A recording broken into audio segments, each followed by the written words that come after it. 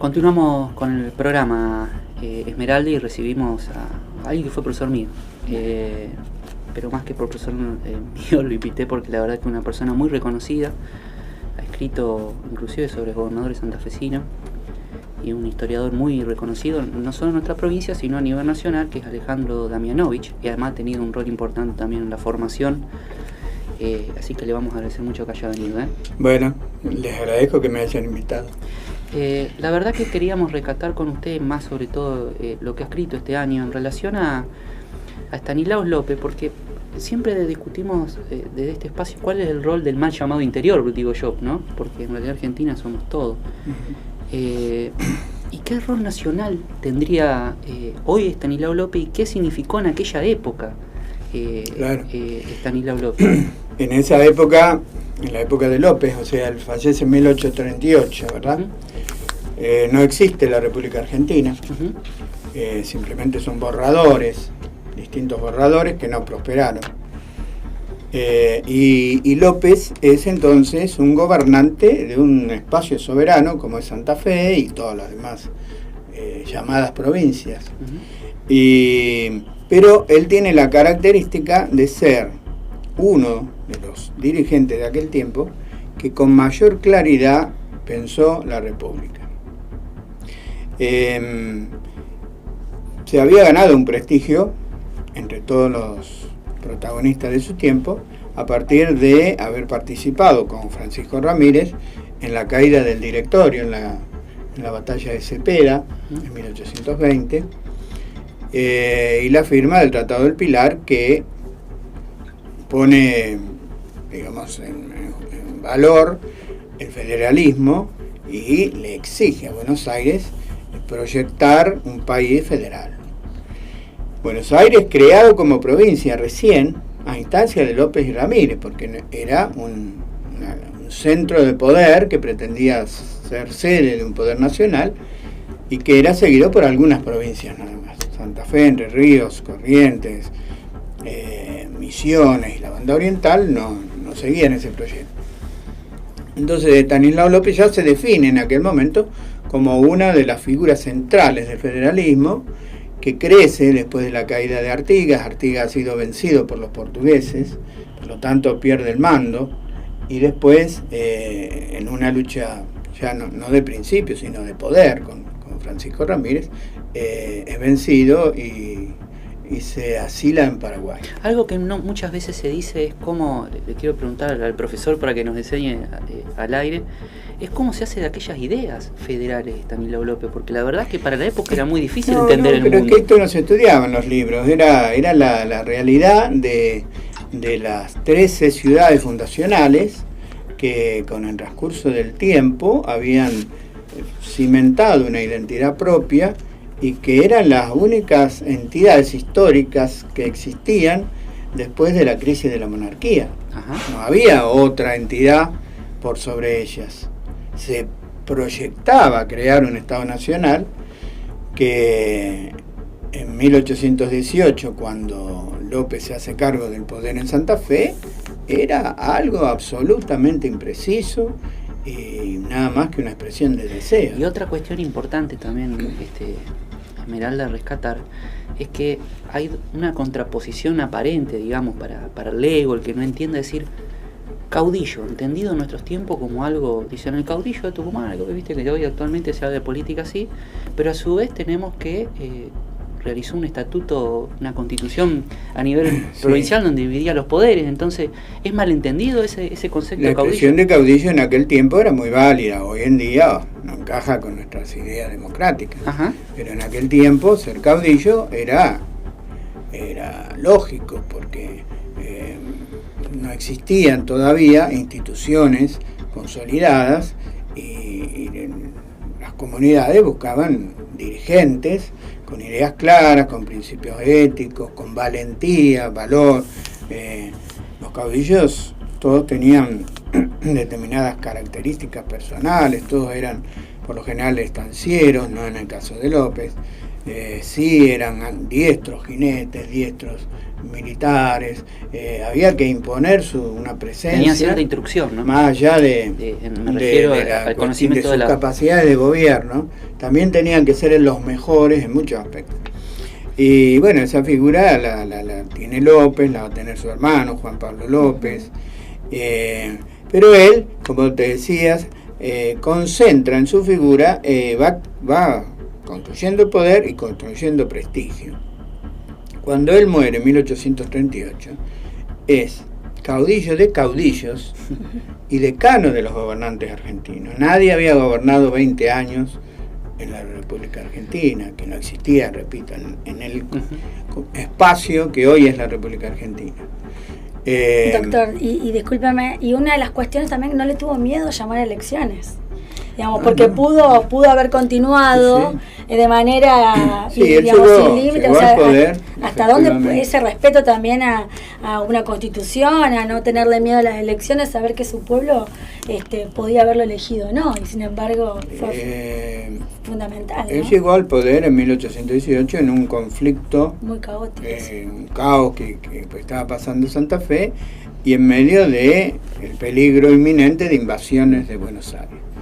Entonces toma el poder de facto, vence a los porteños en rápidas excursiones, porque era atacado desde el oeste y desde el sur, y después que pacifica momentáneamente la provincia, entonces sí, llama a elecciones, y en 1819 dicta el Estatuto del 19, que es la primera constitución de los que son hoy las provincias argentinas, ¿no?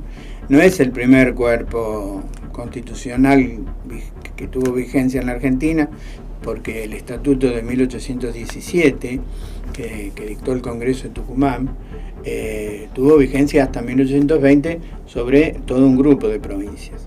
Pero sí es la del 19 la primera forma constitucional que adopta una provincia argentina. Volviendo a este concepto de la discusión a nivel nacional, en el concierto nacional, López tenía esa tensión con Buenos Aires, me da la sensación, y la supo llevar, ¿no? Para lo que era la época, siendo que tenía el puerto, Buenos Aires. Bueno, López puso condiciones, ¿lo ven? Fue la única figura, el único poder que venció 3 veces a Buenos Aires. Lo hubiera podido hacer Urquiza en su momento, posterior, pero como se retiró del campo de batalla en Pavón, esa batalla quedó de resultado impreciso. Entonces López, habiendo vencido, siempre daba la mano, digamos, para llegar a un acuerdo. Las relaciones con Buenos Aires eran necesarias porque era el puerto de la región, se había perdido la posibilidad de que lo fuera Montevideo. Si Artigas hubiera consolidado su poder, la Liga Artiguista hubiera subsistido con el puerto de Montevideo y otros puertos del litoral del Uruguay. Pero como desde Buenos Aires se alentó la invasión portuguesa, y esta invasión lo primero que hizo fue tomar Montevideo en 1817, y después termina ocupando todo el territorio después de la batalla de Tacuarembó en 1820, 1819. Entonces, ¿qué ocurre? Había que manejarse con Buenos Aires, era el puerto, era necesario llegar a acuerdos, pero esos acuerdos que López trabaja son siempre sobre la base de quien ha vencido, ¿no? No de quien va, suplica, o quien va y pide, sino el que exige. Por eso es que logra indemnizaciones importantes, como esas famosas 25.000 cabezas de ganado que Buenos Aires le tiene que entregar, y después una suma importante de dinero que pasa a la provincia de Santa Fe, de aproximadamente 2.000 pesos mensuales, que era una suma muy importante, y que se pagan prácticamente hasta casero, ¿no? En 1852. Profe, le quería preguntar en el medio de esto, para matizar un poquito con algo de color, si te parece, ¿qué hay de cierto de aquella discusión que tuvo que ver Rosas, Quiroga y López, y que en el medio había un caballo moro, alguna tensión que parece que Rosas quería generar con con Quiroga y López. ¿Será cierto? Antes de hablar de Caballo en Moro, porque es algo que a la gente le va a interesar, que no se escucha mucho. Ya sé, por supuesto. Pero el debate entre López, Rosas y Quiroga es sustancial, porque ahí se define el proyecto de López y es el obstáculo que encuentra y que le impide concretarse en una constitución federal como López quería. Ese debate se da después de que las provincias litorales vencen a la Liga del Interior que había constituido el general Paz y que era de inspiración unitaria.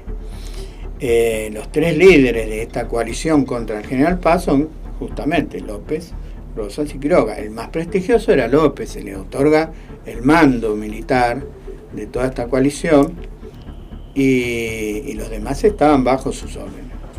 Pero el problema con Quiroga es que Quiroga tiene una importante actuación, porque va a ser quien en definitiva venza al general Lamadrid después de la captura del general Paz, y entonces él le va a reprochar a Rosa y le va a reprochar a López que como que no actuaron con energía y rapidez al principio de la llegada del general Paz a Córdoba. Y eso, bueno, eran distintas actitudes. López apostó más bien a parlamentar. En realidad López no tenía una gran amistad con Bustos, que fue derrocado por el general Paz. Pensó que el general Paz podía también participar de este proyecto de organización que él alentaba. Y bueno, no fue así. De manera que cuando se firma el Pacto Federal el 4 de enero de 1831, se constituye esta alianza. Y avanza el general López sobre Córdoba, y el general Paz venía para Santa Fe, y en una noche, en situaciones poco claras, el general Paz ha enviado una partida de espionaje de soldados propios vestidos de federales, y en determinado momento él piensa que están volviendo y eran federales de verdad, y esos federales lo capturan. Al caer el general Paz se desmorona la Liga del Interior, especialmente cuando Quiroga vence al general Lamadrid en la Ciudadela, en Tucumán. ¿Quién mandó a matar a Quiroga? O sea que no me acuerdo de eso, me parece que era porque era una historia bastante... Entonces, a raíz de tu anterior pregunta, bueno, después de que se soluciona el tema con Paz, López quiere apurar la organización nacional, y ahí vienen las grandes diferencias con Rosas. Rosas apuesta a un proyecto a largo plazo. Él entiende que las provincias tienen que organizarse primero ellas, avanzar en la convivencia política. Me parece que alguna vez, yo no sé si recuerdo bien, pero en realidad usted alguna vez, en su opinión personal, entendía que en realidad Rosa lo que quería era seguir manejando la caja y la relación internacional. No sé si lo escuchó usted alguien que dijo así, que era que por eso pateaba para adelante, digamos. El tema de las rentas de aduanas de la provincia de Buenos Aires es real, la maneja Buenos Aires. Pero Rosas va a dar signos de una actitud diferente, porque va a dictar la ley de aduanas de 1835, que es proteccionista. Y al ser proteccionista permite que muchos productos que venían de afuera fueran gravados con importantes aranceles en protección de las industrias del interior, como por ejemplo las industrias de Córdoba, de Cuyo, del noroeste argentino. Eran industrias artesanales, que las de Corrientes también. Y bueno, de cualquier manera, lo que no hay en ese momento es coparticipación de las rentas de aduana, que era lo que López pedía, y que también pedía Pedro Ferré desde Corrientes. Creando un Estado nacional, se nacionalizaban las aduanas.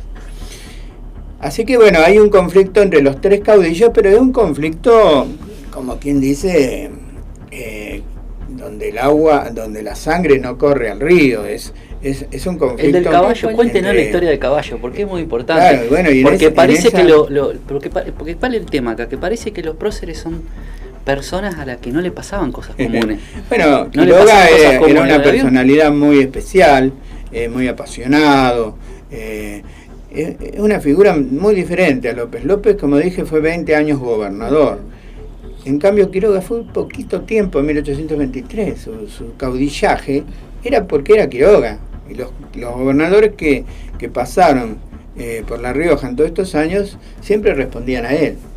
Y entonces, en este momento en que está enojado con López y con Rosas también, porque dice que no lo ayudaron suficientemente, que todo lo hizo él, entonces le reprocha a López que en una partida de caballos que se había decomisado, porque no olvidemos que Quiroga fue 2 veces vencido por General Paz en la Tablada en 1829 y en 1830 en Oncativo, y en una de esas batallas él pierde su caballo moro, que se decía que él hablaba con el caballo, ¿no? Y que este caballo lo aconsejaba en las estrategias militares. Eso se llegó a decir, mire usted lo sí, que sí, eso está dicho. Bueno, había gobernantes que hablan con pajaritos, tampoco hemos perdido la costumbre. Bueno, no es para... ojo que lejos estoy de querer desmerecer lo que estamos hablando de pero bueno, esas cosas se decían en aquel tiempo, y le escribe a Rosa diciendo que su caballo había venido a parar a Santa Fe dentro de una tropilla, ¿no?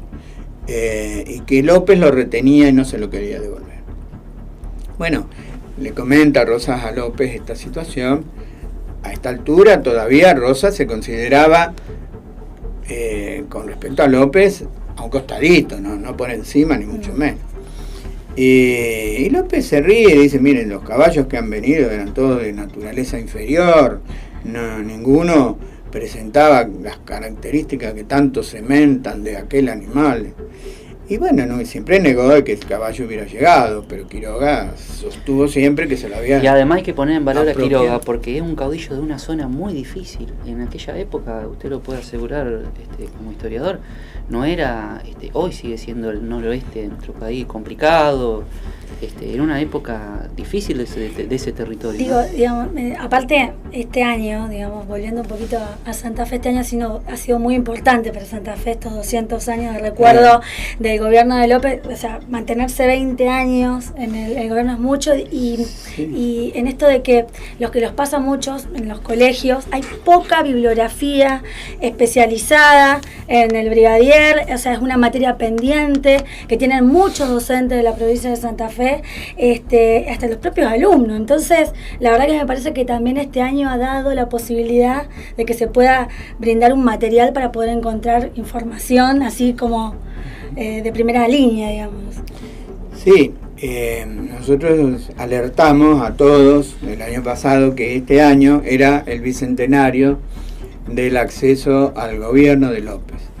Y el gobierno de la provincia se apropió legítimamente del proyecto, de la idea, nos apoyó todo el tiempo en distintas, figuras del Poder Legislativo, del Poder Ejecutivo, aportaron. Por ejemplo, este libro publicó la Cámara de Diputados, está escrito desde la Junta Provincial de Estudios Históricos, somos varios autores, y previamente en el Diario Litoral habíamos publicado una serie de artículos que después fueron ampliados para producir este libro. Hicimos una muestra importante de objetos no de objetos de López, porque son muy pocos, pero sí alusiva a Estanislao López, con toda la bibliografía que hay sobre López y una importante selección documental. Eso recién lo clausuramos ahora, el 22 de noviembre, que era aniversario de su nacimiento. Yo quisiera aprovechar para invitarlo públicamente, Alejandro, porque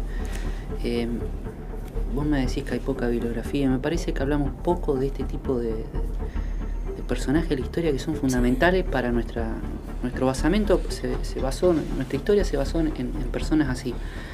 Y me parece que yo lo quiero volver a invitar, ojalá pueda acceder de vuelta. Sé que siempre está con cuestiones vinculadas a su tarea, a la educación, a la escritura, y que se haga un tiempito y pueda venir a dialogar con nosotros, porque la verdad son cosas necesarias que tal vez leyendo más de este tipo de cosas, ayornadas a nuestro tiempo, yo no cometeríamos errores en la actualidad, y por ahí los que se cometen, ¿no? Y poder poner en valor la importancia nacional de estos personajes históricos. Y aparte, más allá de que la figura nacional de López es innegable, también es cierto que los temas por los cuales él luchó son de plena vigencia. Absolutamente. La República, el sistema republicano, él fue de los que impidieron que fuera una monarquía la Argentina. Y el sistema federal que López defendió todo el tiempo, y que no pudo concretar en una constitución porque, bueno, todavía las relaciones de poder en el interior del país no lo permitían. Pero fíjense, pasaron 15 años desde que murió. Y en el año 1853 se dicta la Constitución acá en Santa Fe. Y fíjense qué detalle. La Constitución se dicta a 150 metros de la tumba del brigadier. Y a 100 metros de su casa, donde pernoctó el general Urquiza. ¿No? El general Urquiza podía haberse alojado en otras propiedades más lujosas. No, él durmió en la casa de López, que no era como la vemos hoy, era mucho más sencilla. Esa fachada que le vemos hoy, que ahora la van a restaurar, es de la segunda mitad del siglo XIX. En la época de López era una casa mucho más sencilla. Entonces, estas cosas hay que decirlas porque, en primer lugar, hay que insistir en que, porque esto parece raro lo que digo, pero se está imponiendo la idea de que la República Argentina nace en Santa Fe, con la Constitución de 53. Lo de antes eran proyectos proyectos encontrados, uno era el de la Confederación, otro era el centralista, hubo intentos bastante avanzados, como la Constitución del 19, la del 26, pero lo más importante fue el Pacto Federal, que creó un vínculo entre las provincias que se sostuvo y que en los últimos artículos fijaba mecanismos para la convocatoria al Congreso. Por eso, cuando cae Rosas y Urquiza, que ha tomado estas banderas, convoca al Acuerdo de San Nicolás, lo primero que se hace es poner en vigencia esos artículos del Pacto Federal, convocar al Congreso en Santa Fe y dictar la Constitución Nacional en el 53. Le agradezco mucho el tiempo, no se ha dicho nunca, estamos estiranísimo el tiempo, hemos hablado en extenso, pero me quedo comprometido a invitarlo porque me gustaría hablar de López en temas educativos, lo que hizo por la sociedad, que sabemos que, de hecho a mi hijo le puse Estanislao por el brigadier. Le agradezco mucho que haya venido. No, yo y lo comprometo al aire que nos hace. Aquí le dejo este libro. Sí, ahí va a aparecer en pantalla, mientras él habla. Le dejo ahí un videíto, y este es el programa que nosotros imprimimos para la muestra que ya terminó, pero que esto queda, porque acá hay información también, a la muestra que hicimos en la Casa de los Aldaos.